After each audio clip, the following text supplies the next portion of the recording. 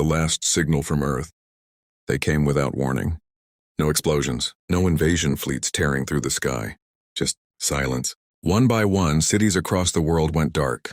No lights, no signals, no screams broadcasted. It was as if entire populations were simply erased. People called it the quieting. No one understood it until the message arrived. It appeared on every remaining screen at exactly the same time. A black background. A single line of text. You were observed. You were measured. You have failed. Then the feed cut. In a small underground bunker beneath a collapsed hospital, Amina stared at the flickering monitor. Her hands trembled, but not from fear, from anger. "They think we failed?" she whispered. Around her were the last survivors she knew. An old teacher, a wounded soldier, 2 children, and a man who hadn't spoken in days. Broken people. Tired people. Human. Days passed. The silence grew heavier. No birds, no wind, no distant sounds of life. Just breathing and waiting.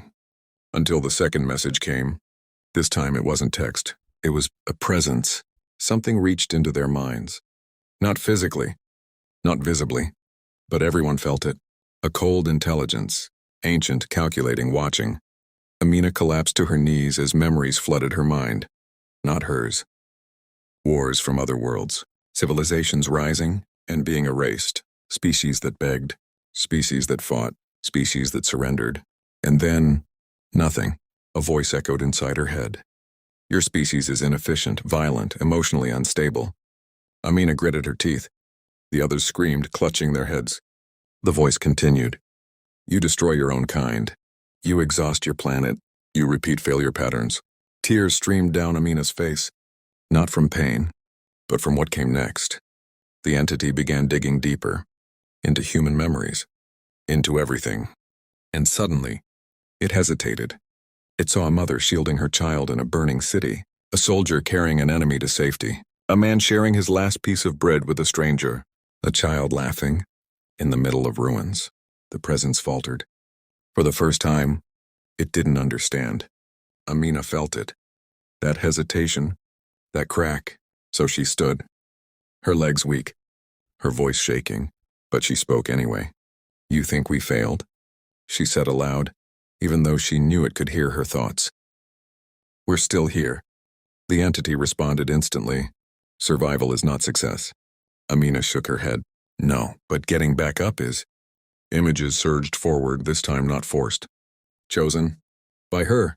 She showed it pain. But also resilience. Loss. But also love. Failure. But also growth. We fight, she said. We break. We lose everything. Her voice hardened. But we get back up. The presence grew unstable. It wasn't built to process contradiction, to understand a species that could be both destructive and compassionate. Weak and unstoppable. You are inconsistent, it said. Amina smiled faintly. Exactly. Silence. For the first time since the quieting, the entity said nothing. Then, the pressure vanished. The presence withdrew. Minutes passed. No one moved. No one breathed. Then suddenly, lights flickered. Far above them, electricity. Signals. Life. Amina ran to the surface. The sky was clear. No ships. No darkness. No judgment. Only a single message remained, burned into every screen. Re-evaluation. In progress. Behind her, the survivors stepped into the light. Broken, scarred, but alive. Amina looked at the sky and whispered, You wanted perfect. She shook her head. You got human instead. And somewhere, far beyond the stars, for the first time, humanity wasn't erased, it was studied. Because even in horror, even in silence, humans don't just survive, they rise.